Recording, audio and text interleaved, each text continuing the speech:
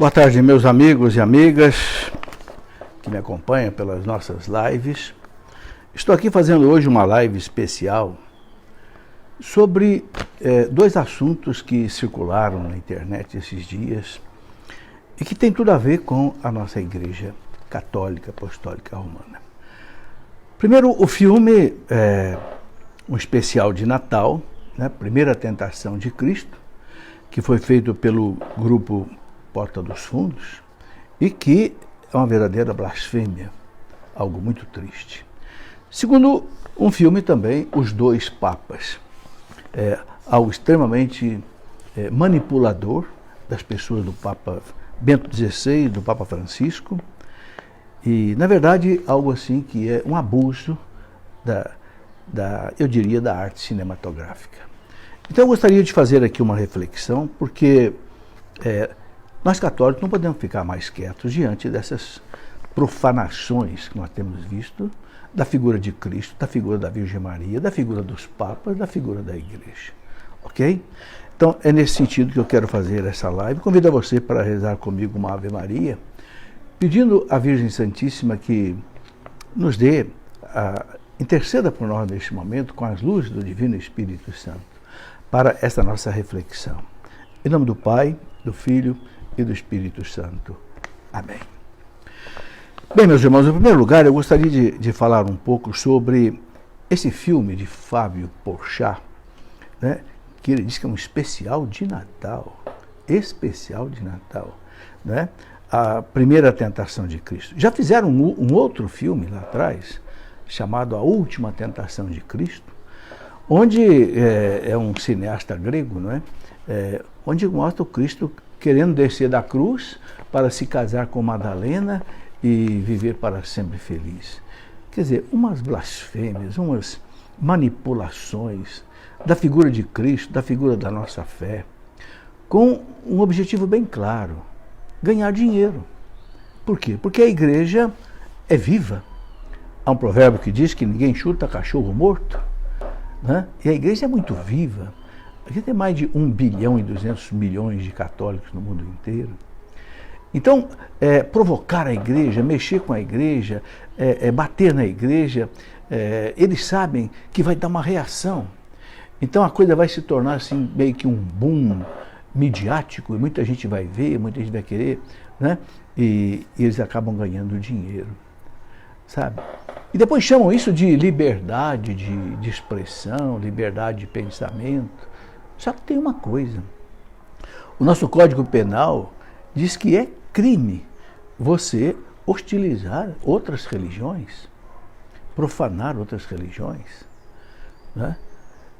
Então é lamentável que façam isso com a nossa fé católica. Essas pessoas, eles falam: nós queremos tolerância, mas não tem tolerância, né, com os outros. Bom, então esse filme, lamentavelmente, né, desse grupo, A Porta dos Fundos, né, que na verdade é um filme que tem pouca arte cinematográfica, não tem, os críticos de cinema não tem. Mas qual é o objetivo? O objetivo é exatamente de escrachar com a igreja, desmoralizar a igreja, desprezar a igreja. Qual é o pano de fundo que eu coloco nessa nossa reflexão? O pano de fundo é o seguinte: querem destruir a igreja, querem desmoralizar o cristianismo. Por quê? Porque o cristianismo não aceita essa devassidão, esse mundanismo que existe hoje. Porque o cristianismo não aceita o aborto, o cristianismo não aceita o divórcio, o cristianismo não aceita a ideologia de gênero, o cristianismo não aceita essas práticas de nudismo, o cristianismo não aceita, né, esses casamentos alternativos, descartáveis, as famílias descartáveis estão por aí. Porque o cristianismo não aceita, né, a promiscuidade, a prostituição, não aceita essas coisas todas, né? O uso do sexo fora do casamento, né? Prostituição, pornografia, orgias, né? Então, tem que se fazer calar essa megera, tem que calar, como dizia Voltaire, tem que calar essa infame que é a igreja, né? Voltaire já dizia isso lá no século XVII, XVIII. Ora, então o jeito de você apagar a igreja é você bater na igreja, tentar desmoralizar a igreja. Então esse filme, A Primeira Tentação de Cristo, A Última Tentação de Cristo, Os Dois Papas, tem como objetivo o quê? Vamos colocar aqui um pano de fundo para você entender. Tem como objetivo desmoralizar a igreja. Então levantam todos os pecados dos filhos da igreja, pecados de corrupção, aí vai lá no Vaticano, levanta lá o Vatileaks, né? Levantam todos os casos de pedofilia dentro da igreja, como se fora da igreja não existisse nada. Enfim, o importante é destruir a igreja. Padre Jonas, há muito tempo, tem falado da questão da nova era, de um governo mundial, de uma religião mundial. E o padre Paulo Ricardo também tem falado sobre isso. E é uma realidade. Há uma tentativa no mundo hoje de se implantar um governo mundial. Um governo único para o planeta inteiro. Algo que domine toda a Terra. Sem dúvida será o anticristo. Por que será o anticristo? Porque ele vai dominar o mundo inteiro, ou a tentativa de dominar o mundo inteiro, não necessariamente uma pessoa só, mas um sistema. Porque o anticristo, São João já dizia lá no tempo dele que o anticristo já está no mundo. Existem muitos anticristos, São João diz nas suas cartas. Então o anticristo é quem se opõe a Cristo. Pode ser um personagem ou pode ser um sistema. Hoje em dia parece mais um sistema, mas é um sistema que quer governar o mundo inteiro. Só que para governar o mundo inteiro, você precisa ter também uma religião universal, uma religião mundial. E aí qual é o grande obstáculo? A Igreja Católica Apostólica Romana. Porque a Igreja nunca vai se aliar com outras religiões. A Igreja respeita todas as crenças, mas a Igreja nunca vai fazer sincretismo religioso. Porque a nossa fé católica não se coaduna com o espiritismo, com o budismo, com o islamismo, com o judaísmo, com o seixnoe, com nada. Porque ninguém tem um fundador de uma religião como nós, que é Deus. O único fundador de uma religião que é Deus e que disse eu sou Deus foi Jesus Cristo. Nenhum outro fundador de religião teve a coragem de dizer eu sou Deus. Ele disse para os judeus, né? Cristo disse, antes que Abraão existisse, eu sou. Eu sou quer dizer Javé, a expressão hebraica. Quando Pilatos perguntou, você é o filho de Deus? Sim, sou filho de Deus. E então os sumos sacerdotes, doutores da lei, pegaram em pedra para matá-lo e disseram para Pilatos, nós temos uma lei. Aquele que se fizer Deus tem que morrer, e ele está se fazendo de Deus. Ele não se fazia de Deus, ele era Deus. E provou que era Deus através dos seus milagres. Os evangelhos trazem mais de 40 milagres de Jesus. Ora, meus irmãos, quem é capaz de andar sobre as águas, violando a lei da gravidade, quem é capaz de ressuscitar mortos, curar leprosos, fazer surdos ouvirem, fazer mudos falarem, ressuscitar mortos, é Deus. Então, a nossa fé católica, que tem os 7 sacramentos, Cristo presente na Eucaristia, um sacerdote que tem o poder de Cristo de perdoar os pecados, a nossa fé não vai se misturar com nenhuma outra. Então, como essa religião mundial é uma religião que só pode ser feita a partir do momento que todas as religiões abram mão das suas crenças e se faça aí um coquetel de religiões, como a fé católica nunca vai abrir mão das suas verdades, dos seus dogmas, então, qual é o jeito? Vamos desmoralizar essa igreja. Vamos mostrar para o mundo que essa igreja é uma farsa, como tentaram fazer os racionalistas lá do século XVIII, Renan, Carnap, Rousseau, Voltaire, Diderot, Condorcet, etc., aqueles que fizeram a Revolução Francesa, mas não conseguem. Então, ficam fazendo essas coisas, ficam fazendo esses filmes, ficam fazendo essas blasfêmias para destruir a igreja. Você entendeu qual é o pano de fundo que está por trás de tudo isso? O pano de fundo, no fundo, é atacar a igreja, quebrar as pernas da igreja, como se fosse possível. Como se Jesus não tivesse dito, né? As portas do inferno jamais prevalecerão contra ela. E é assim, meus irmãos, é assim. Né? Cristo não prometeu que a igreja não seria perseguida, Cristo não prometeu que na igreja não haveria mártires, mas Cristo prometeu uma coisa mais importante que tudo isso, ela nunca será vencida. as portas do inferno nunca prevalecerão contra ela. Então, apesar de todas essas profanações, blasfêmias, né, a igreja nunca será vencida. Nós nunca podemos perder a esperança, nunca podemos nos sentir assim, vencidos ou derrotados. Não, pelo contrário. A igreja já é vencedora. Mas é preciso a gente reagir. É preciso a gente defender a nossa mãe, a mãe é a igreja, que nos dá o céu. Sim, porque a igreja é pela igreja que nós vamos para o céu, porque ela que nos deu o batismo, ela que nos dá os sacramentos, ela que nos dá a Eucaristia, a confissão dos pecados, ela que nos dá a unção dos enfermos, ela que nos dá o matrimônio sagrado. É a nossa mãe.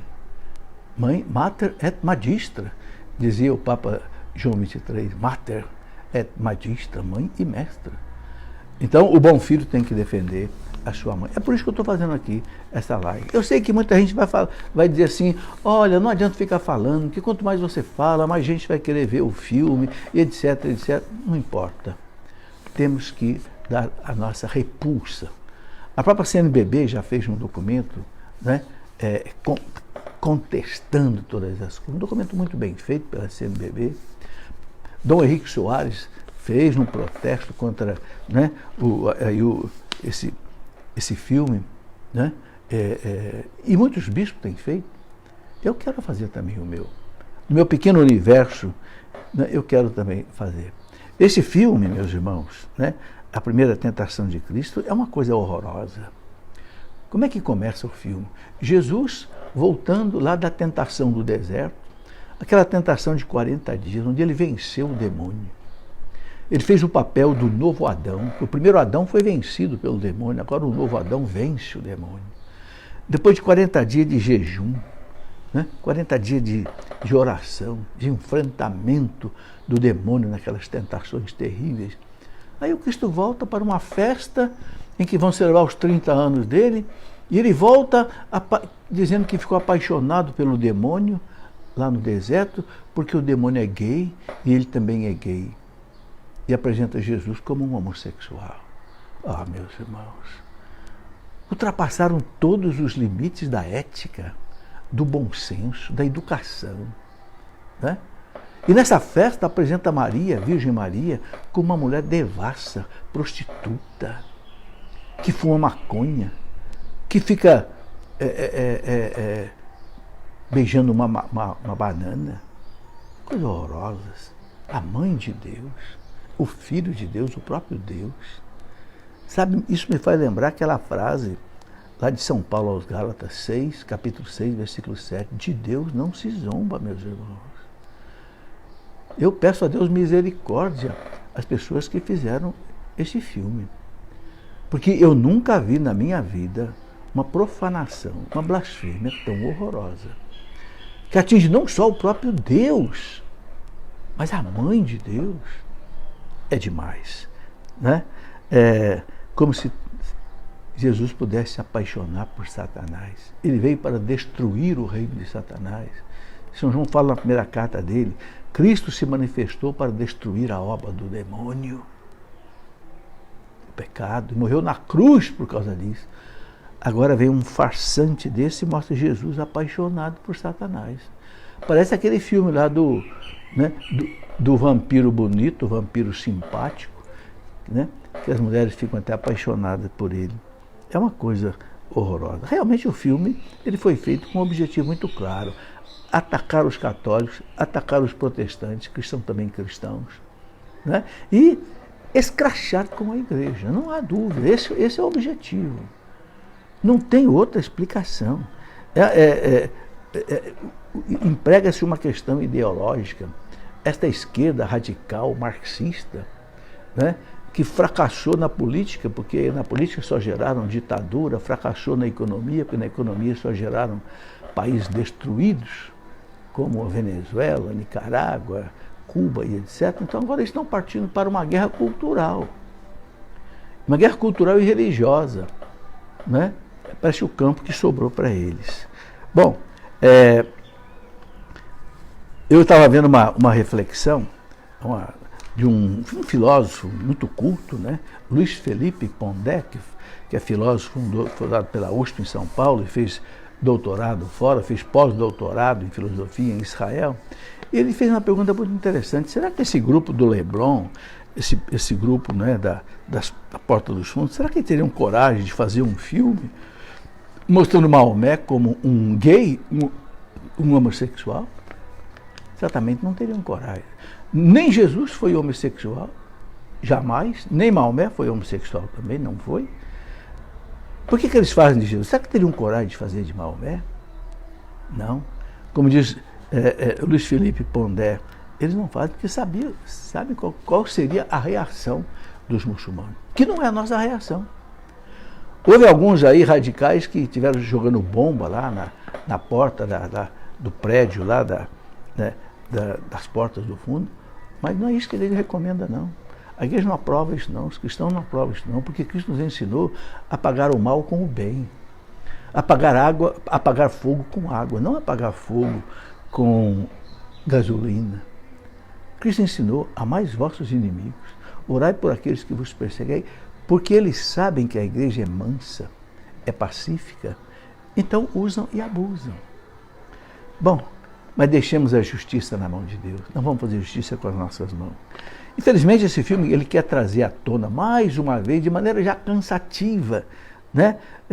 Traz à tona de novo essa questão do preconceito contra o homossexualismo, como se a igreja fosse homofóbica. Nada, a igreja ama os homossexuais. O catecismo da igreja fala bonito sobre isso.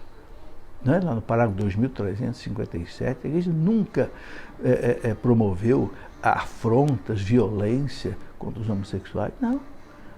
A única coisa que a igreja diz para os seus filhos é que a prática homossexual é pecado grave. Porque Deus criou o homem e a mulher, uniu o homem com a mulher. Sereis uma só carne. Não uniu um homem com um homem, nem uma mulher com uma mulher. E disse: crescei e multiplicai. A igreja tem que ser fiel a Cristo, a Deus, mas não é homofóbico, não tem nada de homofobia, né? Mas querem colocar essa pecha na igreja, né? Bom, infelizmente, entraram na justiça no Rio de Janeiro contra esse filme, mas impressionante que a justiça disse: não tem nada demais. Ora, como não tem nada demais? Se o Código Penal diz que hostilizar uma fé, uma religião de alguém é crime. Então não é crime fazer o que fizeram com Jesus, com a Virgem Maria? Não é crime? Se não é crime, eu não sei então o que é crime, né?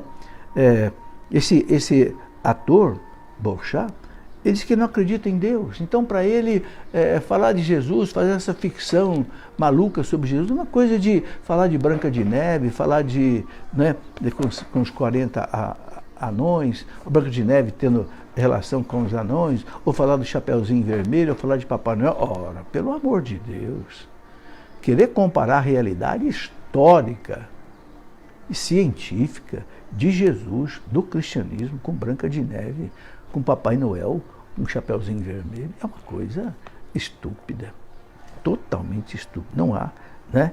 Sabe, meus irmãos, Jesus, é bom dizer aqui, Jesus é importante até para os muçulmanos, Nossa Senhora também, está lá no Alcorão, né?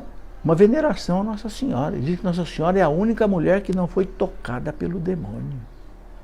Portanto, esse filme fere até os muçulmanos. Porque para os muçulmanos, Jesus é um grande profeta. Né? Sim. Maomé, para eles, é mais do que Jesus. Mas Jesus é respeitado como um grande profeta também. Bom, então, esse é um lado da questão. Um outro lado da questão que eu queria colocar aqui é esse filme que fizeram agora também aí, né, com um cineasta brasileiro, né, Fernando Meirelles, que é um homem também que não é católico, fervoroso, nada disso, né? O Fernando Meirelles, ele disse que a última vez que ele foi à missa é quando ele era criança e que a mãe o obrigava. Depois nunca mais foi à missa. Então não é um católico. Pode ser batizado, mas não é católico, né? Então ele fez esse filme, Os Dois Papas, uma ficção, mas é uma ficção perigosa. Por quê? Porque ele coloca uma série de diálogos entre o Papa Francisco e o Papa Bento, diálogo que ele inventa, diálogos que não foram realidade, é ficção. Mas é uma ficção que na cabeça de muita gente que assiste o filme começa a achar que é verdade. Aí está a jogada sutil, eu diria até certo ponto diabólica, né? E qual é o objetivo, né? O objetivo, novamente, eu vejo, é tentar destruir a igreja. Mostrar que dentro da igreja os papas se fazem confronto um contra o outro, né? E que a igreja, então, não é essa maravilha, não, né? Bom, o filme começa lá com João Paulo II, o grande Papa São João Paulo II, mostrando uma imagem do Papa João Paulo II assim, como um conservador, um Papa que não aceita o aborto, não aceita a eutanásia, não aceita o casamento de homossexuais, não aceita outras coisas tantas aí, né? Então, um Papa que fechou a igreja. Né? Começa aí. Por quê? Porque o Papa João Paulo II foi um Papa que escolheu o Papa Bento 25 anos para o cargo mais importante do Vaticano, em termos de doutrina, que é a Sagrada Congregação da Doutrina da Fé. Bento XVI era um homem da confiança absoluta do Papa João Paulo II. Bento XVI queria se aposentar depois de 75 anos, porque ele queria escrever muitos livros, como ele está fazendo hoje, inclusive. João Paulo II dizia, não, a igreja precisa de você. E ele ficou até João Paulo II morrer, e ele ser eleito Papa. Ora, é esse Papa Bento XVI, maravilhoso, que nesse filme Os Dois Papas é hostilizado, é menosprezado, é colocado assim, numa situação muito degradante. Enquanto que o Papa Francisco é colocado assim como um renovador, um homem que entendeu o mundo, um homem que não fez as besteiras que Bento XVI fez. E essa posição agride os dois papas, porque o Papa Francisco não é assim, não. Não é assim, não. Quem acompanha o Papa Francisco, quem acompanha as homilias do Papa Francisco todo dia, lá na casa de Santa Marta, é um Papa fiel à doutrina, sim. É um Papa que não hostiliza Bento XVI, não. Não tem nada disso, não. Né? O filme começa lá também com a eleição do Papa Bento XVI, quando morreu João Paulo II, lá no conclave. Né? Então aparece uma conversa do cardeal Martini, que era o cardeal de Milão, que é um cardeal assim, também bastante reformador, né? Com o cardeal Bergoglio, que depois se tornou Papa, né?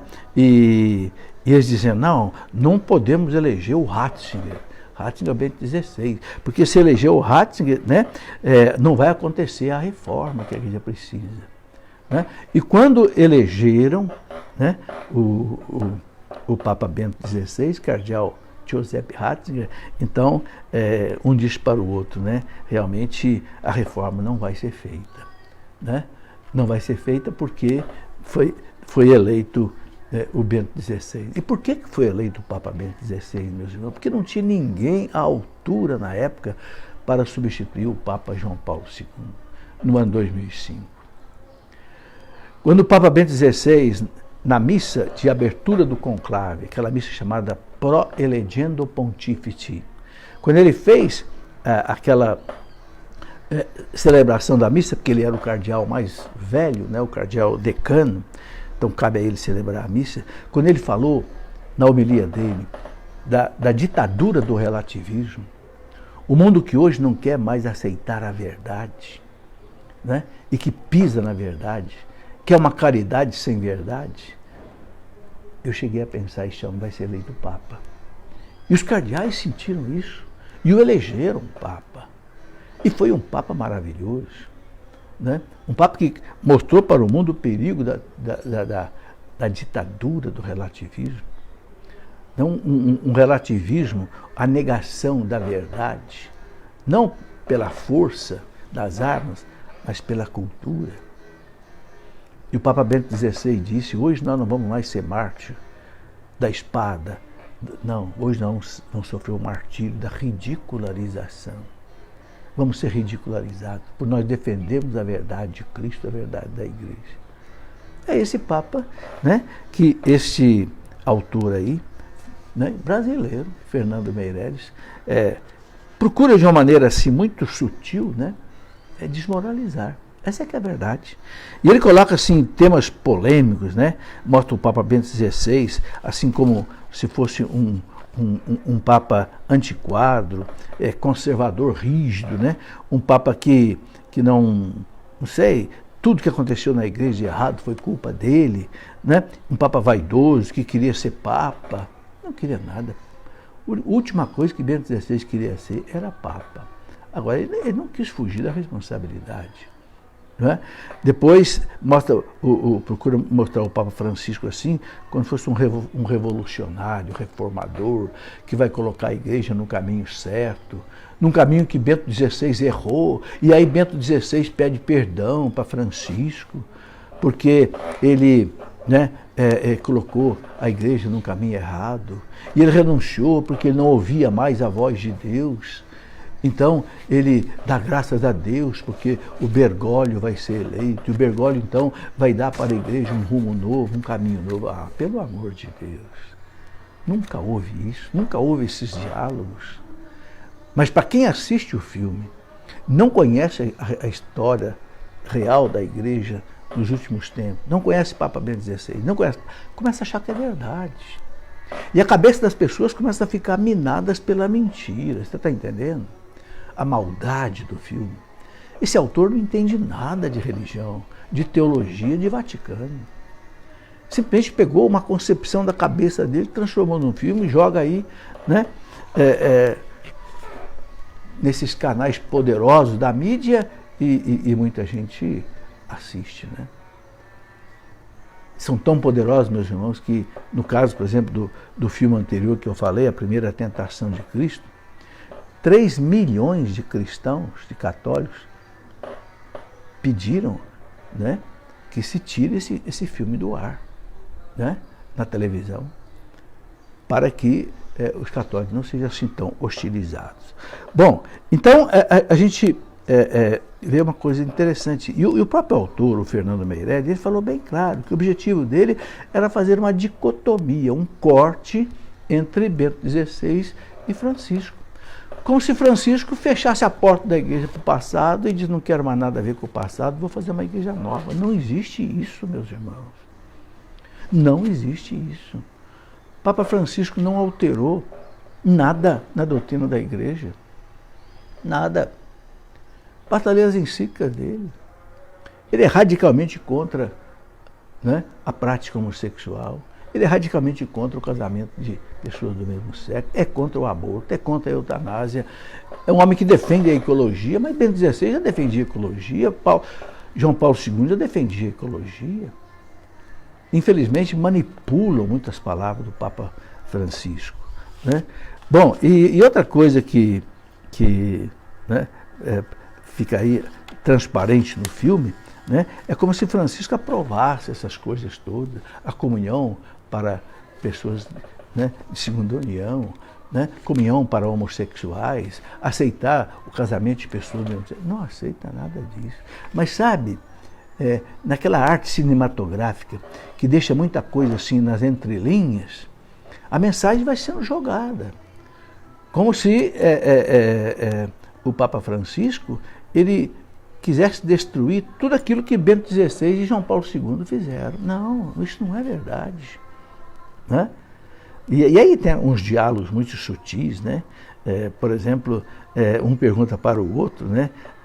Bento XVI dizendo para Francisco, não ouço mais a voz de Deus, né? Eu preciso de uma cura auditiva, por isso eu vou renunciar. O que é isso?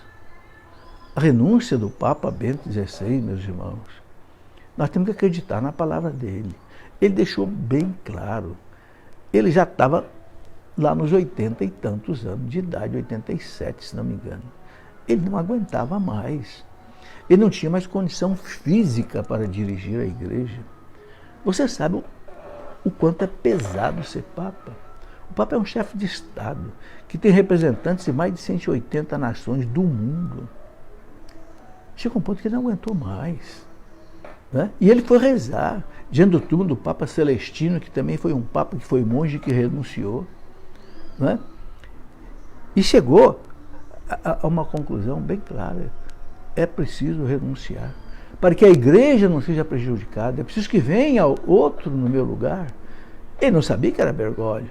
Essa história de que aqui no diálogo ele dizia, é bom que você seja papa, porque você vai salvar. Que coisa nenhuma. O conclave, nós sabemos, é algo secretíssimo. Né? Os cardeais são fechados lá num ambiente da Capela Sistina, não pode usar celular, não pode fazer campanha um pelo outro, ninguém sabe quem vai ser eleito. Né? Mas aí se muda todas essas coisas. Né? Bom, também outra coisa que é mostrada aí, o Papa Bento XVI, assim, simplesmente como se fosse um Papa só acadêmico, um Papa que só estuda, um Papa teólogo, que meio que relegou a pastoral da igreja. Não é verdade. Quantas e quantas viagens Bento XVI fez? Quantas e quantas homilias ele fez? Quantas e quantas alocuções ele fez na Praça de São Pedro? Cumpriu o papel de Papa normal. Quer dizer, então, tudo isso é lamentável. E mais uma coisa pela qual é lamentável. O Papa Bento XVI foi um Papa que enfrentou, de peito aberto, a teologia da libertação marxista, onde nós temos aí muitos adeptos dela, inclusive dentro da igreja. Muitos padres, muitos bispos, adeptos da teologia da libertação.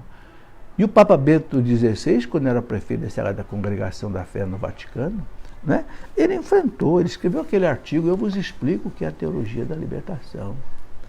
E ele disse a pior heresia que já entrou na história da igreja. A pior. Ele fala singular. Por quê? Porque enquanto as outras heresias feriam um ponto da doutrina, a teologia da libertação fere a doutrina inteira. Por quê? Porque revira o cristianismo no avesso. Cria um cristianismo sem Cristo. Um cristianismo onde o centro não é mais Cristo, é o homem. Então não é mais um cristianismo, é uma antropologia, ou é uma sociologia. E porque o Papa Bento XVI, desde que ele era prefeito da Congregação da Fé, como cardeal, ele já enfrentava com o aval do Papa João Paulo II, que chamou lá no Vaticano o seu Leonardo Boff, puniu Leonardo Boff por causa das suas heresias. Por causa disso, o Papa Bento XVI, então, passou a ser hostilizado. E agora não é novidade, a gente vê um filme como esse que quer mostrar essas coisas. Meus irmãos, eu gostaria que vocês lessem os livros do Papa Bento XVI. Coisa maravilhosa, aquela coleção que ele escreveu, por exemplo, né? Jesus de Nazaré, que maravilha. Né? Mostrando o verdadeiro Jesus, a verdadeira salvação, que não é política, não é econômica, é uma salvação que é soteriológica, ou seja, uma salvação que é tirar o pecado do mundo pela cruz, né? Pela confissão. Né? Depois, outras coisas muito importantes que ele deixa para nós, né? O Papa Bento, né? Além de toda essa contribuição que ele deu para a igreja, todo o abrir de olhos que ele fez para a igreja com relação à ditadura do relativismo, que eu já falei, né? E tantas coisas mais. Bom, era isso que eu queria colocar, mostrar que houve uma manipulação grosseira, eu diria até maldosa, mal intencionada, nesse filme Os Dois Papas, com a intenção de denegrir a figura do Papa Bento XVI, de certa forma também denegrir a figura do Papa Francisco, porque as coisas colocadas ali, as hostilidades do Papa Francisco ao Papa Bento não são verdadeiras. Eles são amigos, toda hora se encontram, mas o filme quer jogar um contra o outro. De propósito, quer polarizar, quer mostrar que dentro da igreja tem briga. Então é uma manipulação da igreja, uma manipulação dos papas, uma manipulação do cristianismo. Tudo isso com dois objetivos. Um deles de ganhar dinheiro, porque há um interesse financeiro atrás disso, como eu já falei, mexer com a igreja da Ibope. Né? Mexer com a igreja da Ibope. E segundo também, dentro dessa cultura de uma globalização assim, onde haja um governo mundial, onde haja uma religião mundial, onde se dissolva o cristianismo, para que todas as religiões sejam consideradas boas e salvíficas, não só a religião onde um Deus verdadeiro é o seu fundador e que morre na cruz. E aproveito aqui para colocar uma última coisa. Eu tenho visto alguns vídeos, algumas matérias, onde as pessoas estão batendo no Papa Francisco, dizendo que o Papa Francisco está aliado a essa globalização de um governo mundial, de uma religião. Mentira, mentira. É preciso entender o seguinte: há dois tipos de globalização. Há uma globalização negativa, essa globalização que quer um governo mundial, que quer uma religião mundial, todo mundo sujeito a um poder, né? E um poder maligno, e há uma globalização boa. O Papa João Paulo II falava, nós precisamos fazer a globalização da solidariedade, a globalização do amor. Não é de um governo mundial, não. É a globalização da caridade, do amor, da fraternidade. É isso que o Papa Francisco tem colocado. Mas as pessoas estão misturando as coisas, achando que o Papa Francisco está promovendo uma nova era. Não é verdade. Ok? Meus irmãos, rezemos pelo Papa. Todas as missas, a igreja reza pelo Papa. Um Papa de 83 anos, que viaja pelo mundo inteiro. Esteve no Japão, esteve na Tailândia, levando o Evangelho de Cristo. Respeito para com o Papa Francisco e muito respeito para com o Papa Bento XVI. Por quê? Denegrir a imagem do Papa XVI, do Papa Bento XVI, é denegrir também a imagem de São João Paulo II, que durante 25 anos teve o Papa Bento XVI como seu braço direito no Vaticano. Amém. Que Nossa Senhora abençoe esse nosso Brasil. Que Deus tenha misericórdia para com esses que manipulam a fé, que usam a religião com os interesses mais escusos e vergonhosos. Em nome do Pai, do Filho e do Espírito Santo. Amém.